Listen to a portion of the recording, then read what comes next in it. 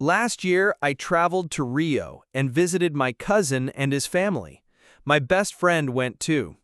We went to my cousin's house and we had a delicious traditional meal. After we ate dinner, we walked to the city center. When we saw the carnival, it was very exciting. We danced and sang, we watched the parade. It was fun, but we were very tired. Then we visited another city and stayed at a famous hotel, but it wasn't very nice. We stayed for 2 days, then we went home. It was a special trip for me because I traveled without my parents for the first time. Pronunciation. 1. Liked. 2. Loved. 3. Started. 4. Studied. 5. Walked. 6. Wanted.